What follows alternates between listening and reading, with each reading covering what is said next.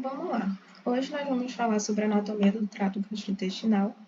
E aí nós temos que lembrar que a composição desse sistema digestório é pelo trato digestivo e também por os órgãos digestórios acessórios. O trato digestivo vai ser um tubo oco que vai da boca até o ânus e também pode ser chamado de canal alimentar ou de trato gastrointestinal.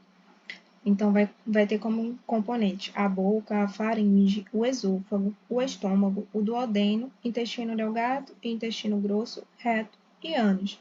Já os órgãos anexos, eles vão envolver a língua, os dentes, as glândulas salivares, o fígado, a vesícula biliar e o pâncreas.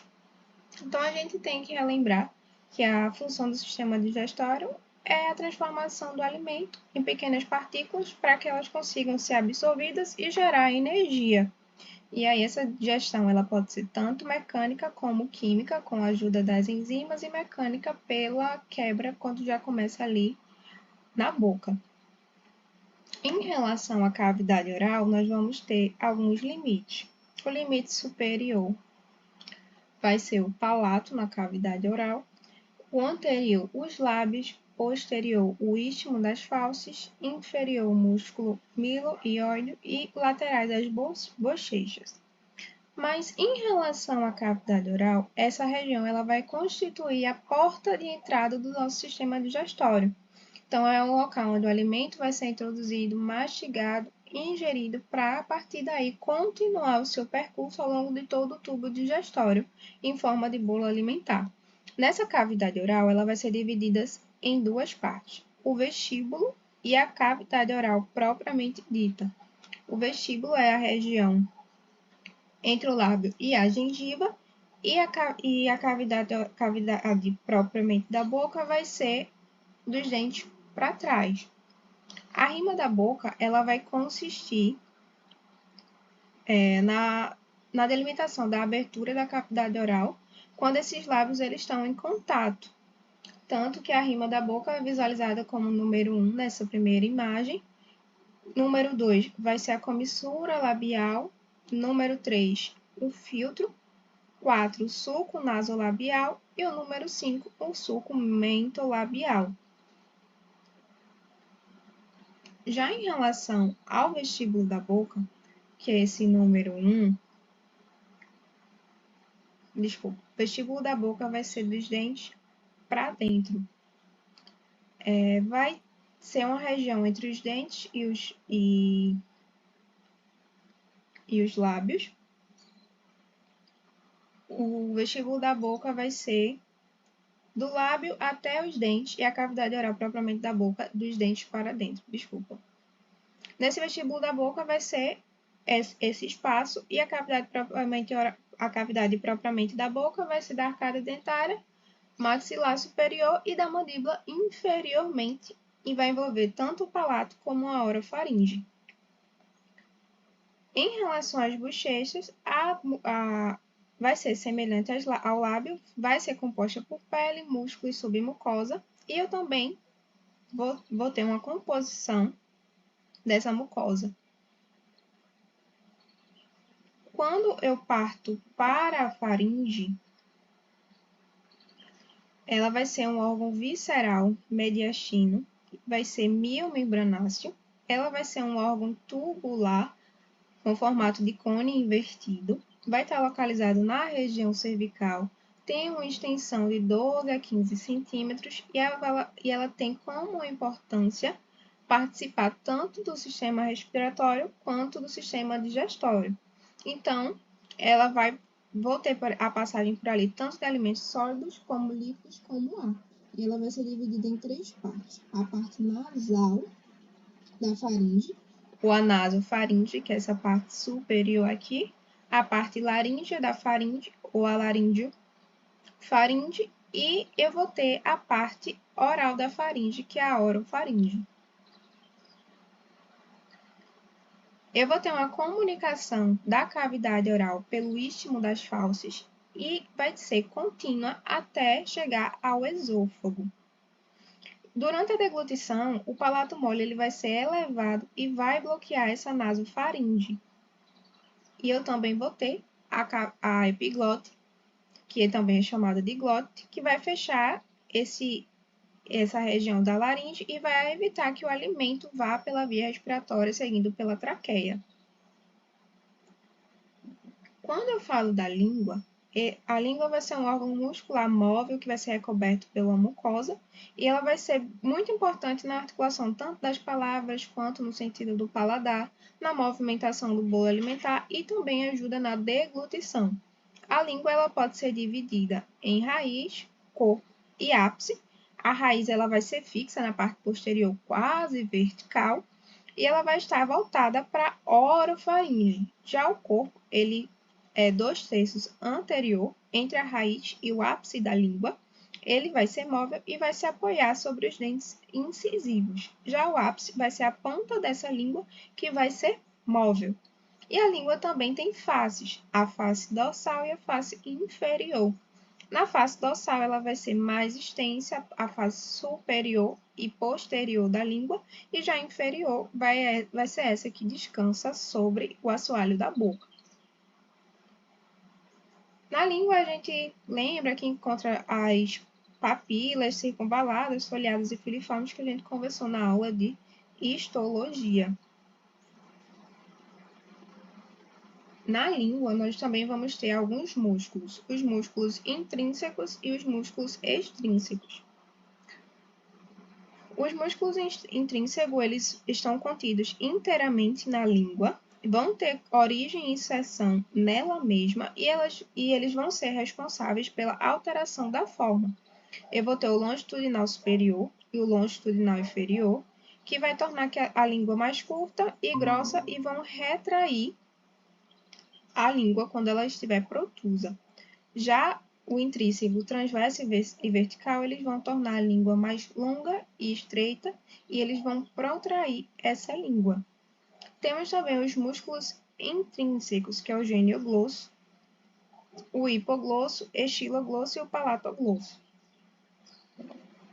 Em relação à mandíbula, ela vai ser dividida em ramo da mandíbula, ângulo e corpo.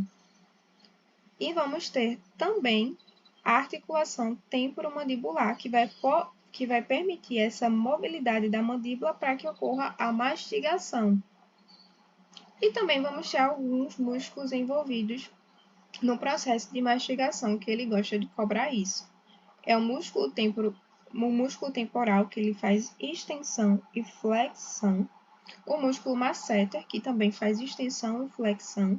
O músculo pterygoide medial e o pterygoide lateral, e ambos vão fazer protusão, retrusão e rotação dessa ATM.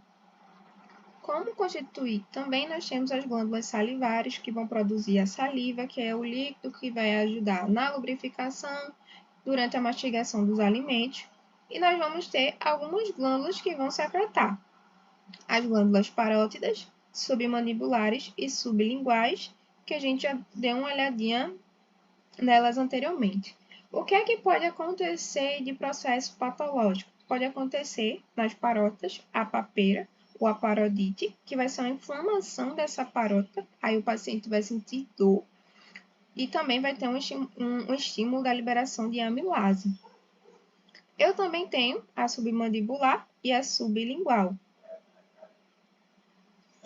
Já em relação ao assoalho da cavidade oral, ela vai ser uma região pequena e situada na parte móvel da língua. Ela vai ser onde encontramos o frênulo da língua. E o principal músculo que vai formar esse assoalho da boca é o miloioide. E também o genioide, que vai estar situado imediatamente acima dele. Já em relação às aplicações clínicas que podem vir em relação à cavidade oral, nós podemos destacar a fenda labial ou a fenda palatina, que vai ser uma anomalia congênita do lábio superior, que vai ser rara, vai cometer 1 a cada 1 milhão de pessoas e cerca de 60 a 80 dessas pessoas são do sexo masculino, podem ser uni- ou bilateral e o tratamento vai ser cirúrgico. Já fora da fenda palatina, eu posso ter o lábio leporino, que é uma pequena separação na transição do lábio superior e normalmente logo abaixo do nariz.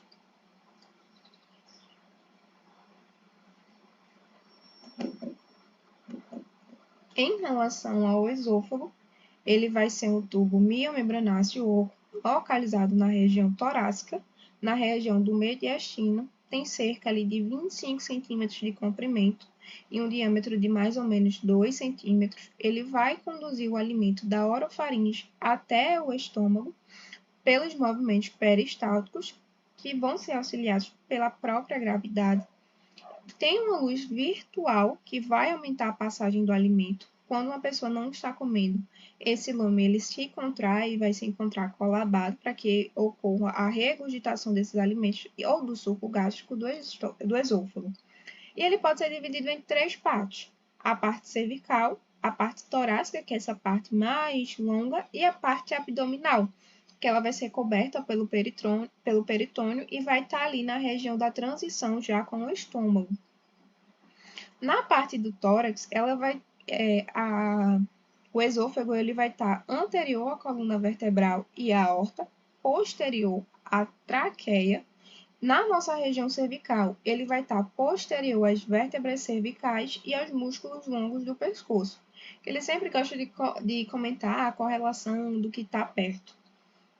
Nós temos no esôfago os esfíncteres esofágicos extrínsecos, que vão funcionar como válvulas, que vão comprimir ele de fora para impedir que os alimentos, o suco gástrico volte. E ele pode ser encontrado superiormente na musculatura cricofaríngea ou inferiormente quando chegamos na região do pinçamento diafragmático. E podemos observar também a transição esôfago-gástrica, que é a TEG, que vai ficar na região do abdômen, e é onde nós vamos encontrar a cárdia, que é essa válvula que vai ser comum tanto ao esôfago quanto ao estômago. E o que é que acontece de patologias? Quando tem um problema, uma falha nessa contração, eu vou ter a doença do refluxo gastroesofágico. É uma condição muito comum de desconforto. Quando o paciente diz que sente um queimor, quando o ácido do estômago ou a bile, eles voltam por essa cárdia e vão irritar essa mucosa que vai dar essa sensação de queimação, que vai ser a pirose, e também ela pode estar relacionada a alguma hérnia de hiato. E aí, em relação às complicações da DRGE, que é a doença do refluxo, eu posso ter uma inflamação do esôfago, que pode gerar uma esofagite. Eu posso ter úlceras nesse esôfago, que vai gerar uma esofagite erosiva. Eu posso ter um estreitamento do esôfago, que vai causar uma estenose. Eu posso também ter o esôfago de Barré, que é quando tem células anormais nesse esôfago, que podem se tornar cancerosas e causar metaplasia e se transformarem em câncer. Eu posso também ter uma falha no relaxamento desse esôfago, que vai gerar calásia, que vai ser um distúrbio da motilidade esofágica congênita, que vai caracterizar pelo peristaltismo esofágico defeituoso. Eu não consigo relaxar esse esôfago e nem esse esfíncter esofágico quando eu vou deglutir. Então, os movimentos peristálticos eles vão estar ausentes ou comprometidos e eu tenho uma falha no relaxamento das paredes. Então, o paciente vai apresentar uma dificuldade para engolir e a pessoa vai perder peso porque ela não consegue se alimentar. O alimento ele não vai conseguir passar, ele não vai conseguir deglutir. E a pessoa pode até, se consiga deglutir, vomitar, porque eu não vou ter essa passagem, que eu tenho uma falha no peristaltismo dessa região. Eu posso ter, além da acalásia, o megaesôfago, que vai ser uma dilatação anormal do esôfago, que vai ser uma dilatação de até 10 centímetros. Então, o esôfago vai perder essa função de peristaltismo, de contratilidade, fazer com que o alimento se transporte. Pode ser causado por chagas, pode ser, e como tem como tratamento um balão de dilatação, eu vou inserir um balão no esôfago para desinsuflar essa região. E quando essa dilatação está muito avançada, é necessário fazer uma esofageectomia para que a pessoa consiga voltar a se alimentar, para que seja retirada uma parte ou quase todo o esôfago da pessoa. Então, ele pode ser substituído por um tubo produzido com mucosa, com parede do estômago ou do intestino delgado ou até mesmo com o intestino grosso. Em relação anatômica, topográfica, eu vou ter inicialmente lateral e depois a aorta, posteriormente a traqueia, brônquio-fonte esquerdo, a base do coração e anteriormente a coluna torácica. E eu vou ter algumas constricções nesse esôfago. O esfíncter superior do esôfago, quando chego na região do arco da aorta, no brônquio-fonte esquerdo também vou ter uma constricção. E diafragmática, que vai ser o pinçamento diafragmático. O diafragma dá uma contraída no esôfago, ajuda também no controle do refluxo e ajuda na DRGE, mas não é uma coisa tão importante como a cardia. Na região do abdômen, ela pode ser dividida em hipocôndrio direito, epigastro, hipocôndrio esquerdo, flanco direito, mesogastro, flanco esquerdo, fossa ilíaca direita, hipogastro e fossa ilíaca esquerda. E também pode ser dividido em quadrante superior direito, quadrante superior esquerdo, quadrante inferior direito, quadrante inferior esquerdo. E o que é que nós vamos encontrar nessas regiões? No quadrante superior direito, vamos encontrar o lobo direito do fígado, a vesícula biliar, o piloro, todo o duodeno vai estar aí, cabeça do pâncreas, rim direito e a glândula adrenal direita, uma porção do colo ascendente, a flexura hepática do colo e metade direita do colo transverso. No quadrante superior esquerdo, nós encontramos o lobo esquerdo do fígado, o baço, o estômago, o jejum, a parte proximal do ilho, o corpo e a cauda do pâncreas. Encontramos o rim esquerdo com sua glândula adrenal, a metade esquerda do cólon transverso e a flexura esplênica do cólon, além da parte superior do cólon descendente. No quadrante inferior direito, a maior parte vai ser composta pelo ilho, pelo seco. Nós encontramos também um apêndice vermiforme e uma parte do cólon ascendente e a parte proximal do ureter direito. Já no quadrante inferior esquerdo, nós encontramos a parte distal do cólon descendente e do cólon sigmoide e o ureter esquerdo. Em relação ao estômago, ela vai ser a parte mais dilatada do nosso tubo digestório e também vai se localizar entre o esôfago e o intestino delgado. Tem como seu objetivo o armazenamento do alimento e uma digestão enzimática. Isso acontece, o início vai começar logo após o esfíncter esofágico inferior. Então, como limite, nós temos o esfíncter esofágico inferior, e o estômago ele vai atuar como um reservatório bastante expansível. Ele tem a capacidade de misturar e fazer a digestão química dos alimentos através do suco gástrico, que vai ser um conjunto de secreções que são liberadas no estômago, que vai liquefazer o bolo alimentar, tornando-se uma mistura semilíquida chamada quimo. Então, nós temos uma parede anterior, uma parede posterior e quando está vazio, a gente também vai ter uma luz virtual. Ele vai ter duas incisuras, a cárdica e a angular, que quando contraída, a mucosa gástrica vai formar estrias longitudinais que vão formar as pregas gástricas. Essas são mais acentuadas na parte pilórica e ao longo da curvatura meiol. As pregas elas vão diminuir ou vão desaparecer quando o estômago vai estar distendido.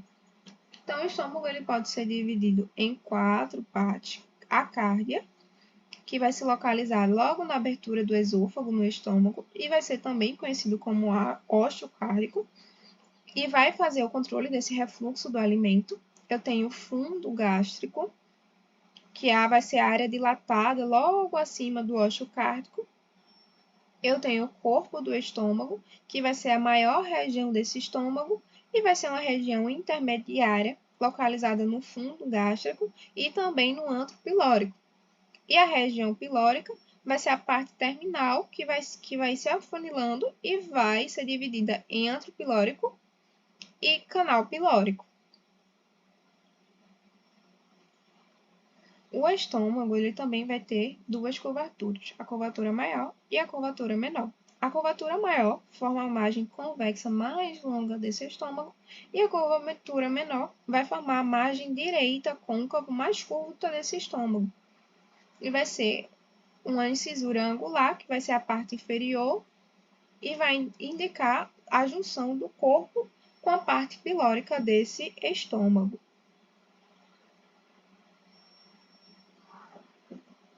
Já em relação ao intestino delgado, vai ser formado pelo duodeno, jejúnio e ilho, e onde vai ocorrer a maior parte da absorção dos nutrientes vindo dos alimentos. E a primeira parte do intestino delgado é o duodeno, que vai ser a parte superior, mais curta e mais larga. Vai ser a única parte do intestino delgado que vai ser móvel. Vai ser um órgão, vai ser uma parte peritoneal, e ele tem um comprimento estimado ali de mais ou menos 25 centímetros. Ele vai ter um formato de C ao redor da cabeça do pâncreas e vai começar do piloro no lado direito e vai terminar na flexura do duodeno jejunal lá no lado esquerdo. O duodeno ele pode ser dividido em 4 partes que podem se localizar tanto dentro quanto fora do peritônio. A parte superior, que vai ascender a partir do piloro, que vão ser ali os 2 centímetros iniciais e vai constituir o bulbo duodenal. A segunda parte, que é a parte descendente, que é a segunda porção, eu vou ter os ductos biliares, coléricos e pancreáticos que vão se unir e formar uma ampola hepatopancreática. E eu também tenho a papila duodenal nessa região. Já na terceira parte, na terceira porção, vai ser um segmento horizontal que vai seguir transversalmente para a esquerda, e na quarta, que é a porção ascendente, ela vai ter a flexura duodeno jejunal, onde eu vou formar o ângulo de 13, que vai ser um ângulo importante quando vocês rodarem cirurgia e tiverem na cirurgia abdominal para conseguir diferenciar onde acaba o jejum e começa onde acaba o duodeno e começa o jejum. Já o jejum e o ilho, eles vão não ter uma demarcação correta que separe os dois, eles têm características anatômicas distintas e são importantes. Juntos eles vão ter de 6 a 7 metros de comprimento, e o jejum ele vai representar 2/5 e o ilho 3/5. A segunda parte do intestino delgado vai ser o jejum. Ela vai se iniciar logo após a flexura do duodeno jejunal, e onde o sistema digestório volta a ser intraperitoneal. E a sua maior parte vai estar no quadrante superior esquerdo. Já a terceira parte do intestino delgado vai ser o ilho, que vai terminar na junção ilho-cecal, que é a parte terminal que vai unir o ilho e o ceco, e geralmente já vai estar na pelve, que vai seguir e terminar no ceco.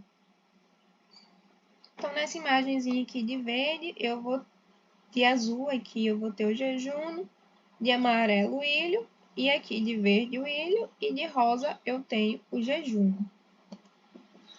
Já o mesentério vai ser essa prega de peritônio que vai formar como se fosse um leque, que vai se prender o intestino à parede posterior do abdômen. É um tecido de sustentação que vai conter gordura, nervos autônomos, vasos sanguíneos, vasos mesentéricos superiores e linfonodos para drenar. E eu vou ter uma drenagem tanto linfática quanto venosa dessa região.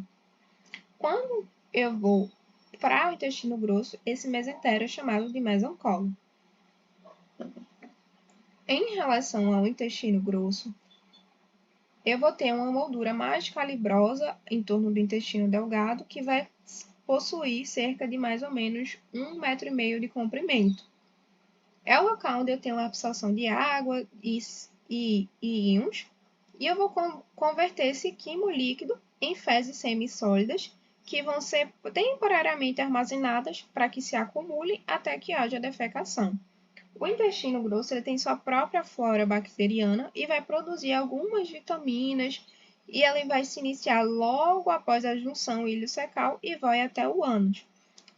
Ele vai ser fixo à parede posterior do abdômen, no mesocólon, e vai ser formado pelo seco, apêndice vermiforme, cólon ascendente, cólon transverso, cólon descendente, sigmoide, o reto e o canal anal. Eu tenho algumas diferenças anatômicas entre o intestino grosso e o intestino delgado, como tênia, que vai ser um feixe muscular fibroso na superfície do intestino grosso, e os apêndices epiploicos, que são prolongamentos gordurosos na superfície do intestino grosso. Eu tenho raustrações, que são essas dobrinhas nas paredes do intestino grosso, para que eles aumentem a área de absorção, e o calibre, que o intestino grosso é mais grosso do que o delgado. Em relação ao seco, ele vai ser a primeira parte do intestino grosso e vai ser uma bolsa cega, que mede aproximadamente 7,5 cm de comprimento e de largura, e ele vai estar situado na fossa ilíaca direita, no quadrante direito inferior. Vai ser contínuo ao colo ascendente, e quando ele é distendido por fezes ou gases, esse seco ele pode ser palpável através da parede anterolateral do abdômen. O seco ele não tem mesentério e é quase totalmente revestido por peritônio. E é nele também que a gente vai encontrar o apêndice secal ou apêndice vermiforme, que é um divertículo intestinal cego de 6 a 10 centímetros, que vai conter tecido linfóide ali dentro e pode-se gerar um apendicite, que é a inflamação desse apêndice vermiforme, que vai ser uma causa súbita e uma causa de abdômen agudo, que vai ser uma dor na fossa ilíaca direita, intensa, súbita. Inicialmente vai começar como uma dor difusa, de início da região periumbilical, que com o passar das horas vai se tornando na fossa ilíaca direita. E quando é realizado o sinal de Bumbleri, e se for positivo, eu confirma a apendicite, e também vai ser o sinal no ponto de McBurney. O tratamento é cirúrgico, onde o paciente vai fazer uma apendicectomia.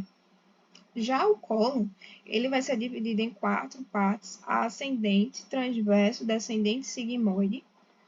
E o cólon ascendente, ele vai ser o cólon direito, é a segunda parte do intestino grosso, vai ser mais estreito do que o seco. Ele vai seguir para a margem direita da cavidade abdominal até o lobo hepático, onde ele vai virar para a esquerda na flexura direita do cólon, que vai gerar a flexura hepática, porque é quando chega no fígado. É um local muito comum para ter tumor, e é no cólon ascendente que ocorre a maior absorção de água.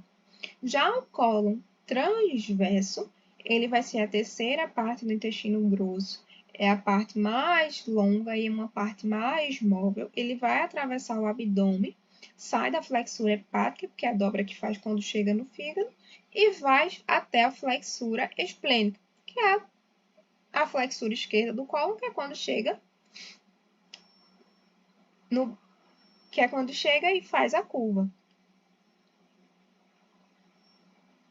O cólon descendente vai ser o cólon esquerdo, e ele vai ocupar uma posição secundária retroperitoneal entre a flexura esplênica e a fossa ilíaca esquerda, e vai ser contínua com o colo sigmoide. Esse colo sigmoide ele vai ter um formato de S com um comprimento variável, que vai unir o colo descendente com o reto.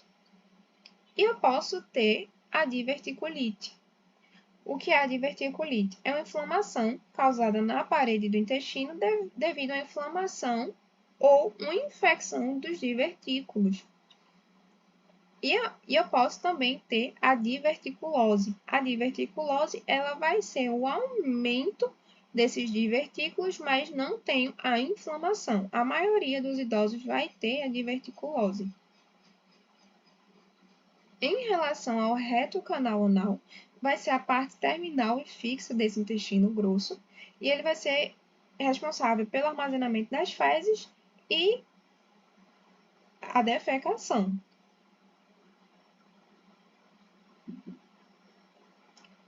Já em relação ao fígado, eu tenho uma face diafragmática, que vai ser uma face lisa, onde eu vou ter retrocessos que vai estar logo abaixo do diafragma, onde eu vou encontrar o ligamento falciforme. Eu tenho uma face visceral plana, onde vai estar o recesso subhepático, o recesso hepato-renal. E o que é que eu preciso levar do fígado para a prova? Os ligamentos. Quais são esses ligamentos? Serão o ligamento coronário posterior, que vai unir a lâmina anterior e posterior, vão se unir para se formar o ligamento triangular direto. Eu tenho o ligamento triangular direito e esquerdo, ligamento falciforme e o ligamento redondo. Eu tenho que saber os lobos anatômicos do fígado, lobo direito, lobo esquerdo e os lobos acessórios, lobo quadrado anterior e lobo caudado posterior. E o fígado também tem uma subdivisão funcional. A parte esquerda vai ser pelos segmentos 2. Oi, Mai.